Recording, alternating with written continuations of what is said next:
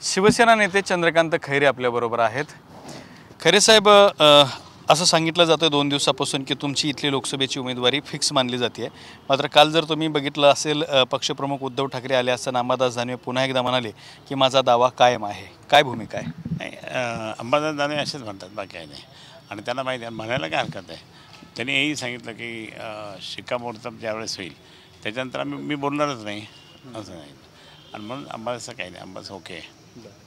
तुमच्या विरोधात उमेदवार देण्यासाठी सगळ्या पक्षांची सध्या धावपळ सुरू असल्याचं पाहायला मिळतं. सुरुवातीला ही जागा शिंदे गटाला मिळेल असं सांगितलं जात होतं. मात्र आता मिळालेल्या माहितीनुसार ही जागा शिंदे गट लढवणार नाही, तर भारतीय जनता पार्टी लढवणार आहे असं स्पष्ट झालं. आणि भारतीय जनता पार्टीमध्ये अतुल सावे आणि भागवत कराड या दोघांमध्ये रस्सीखेच सुरू आहे. कोण उभं राहायचं? हे कोणी येऊ द्या ना. मी तुम्हाला सांगतो, ही जागा जी आहे शिवसेना प्रमुख माननीय बाळासाहेब ठाकरे यांचा गड आहे हा. आणि माननीय उद्धवजी ठाकरे साहेबांचं नेतृत्व इथं आहे. तर त्यामुळे ही जागा आहे तर उद्धव साहेबांची जागा आहे.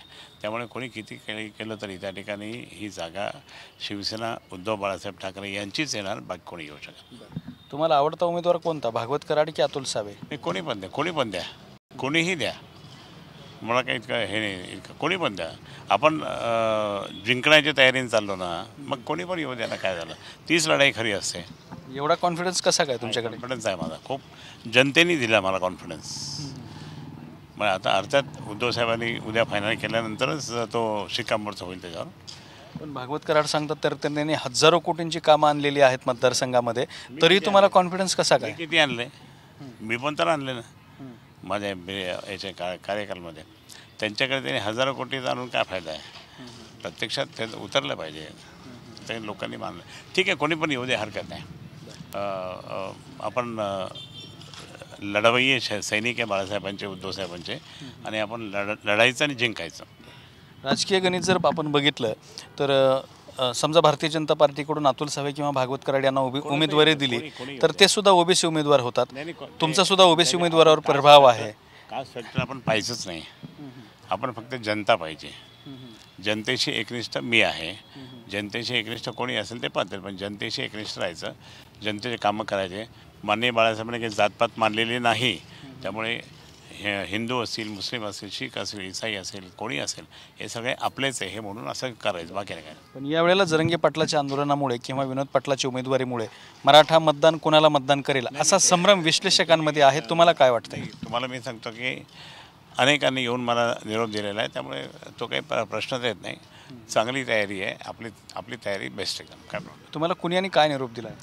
नाही म्हणजे लोक म्हणतात. तुम्ही आत्ता मी फक्त बजाजनगरला गेलो तर 5-50 लोकांनी मला सांगितलं तुम्हालाच यायचं, तुम्हीच येणार, तुम्हालाच यायचं, तुम्हीच येणार. फक्त रस्त्यामध्ये एकदा आत्ता तिकडनं येताना रस्ते थांबवले काही लोकांनी, मुलांनी थांबवलं, मुलांनी, तरुणांनी.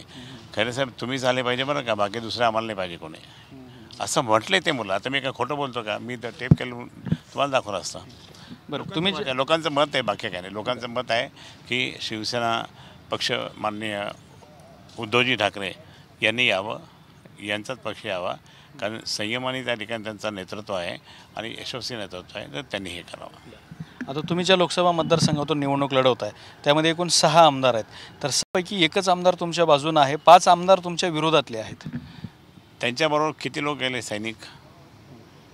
त्यांच्याबरोबर कोणी गेलं का? नाही गेलं कोणीच. फक्त ते आणि त्यांच्याबरोबर 2-3 कॉन्ट्रॅक्टर कार्यकर्ते गेले, बाकी नाही कोणी. आणि शेवटी कार्यकर्ते काही जरी असलं ते पक्षाचे काम करणार आहे, परंतु प्रत्यक्षात जनता आपल्याबरोबर पाहिजे.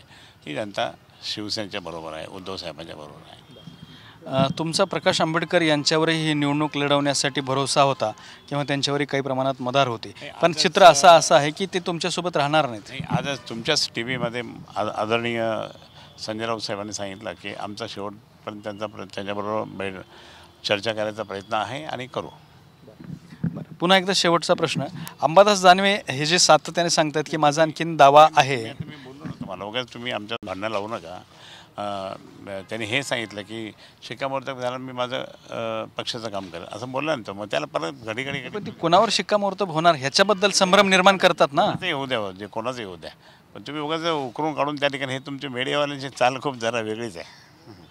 हां, म्हणते का आता कोणाशी बोलणार नाही मी.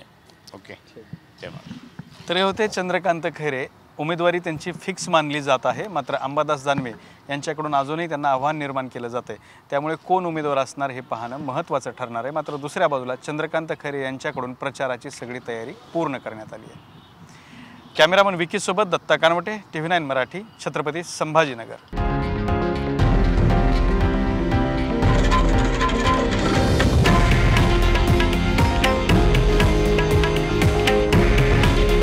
हे आहे देशातील नंबर 1 न्यूज नेटवर्क आणि आपण पाहत आहात TV9 मराठी. काळजी तुमची, हित महाराष्ट्राचं.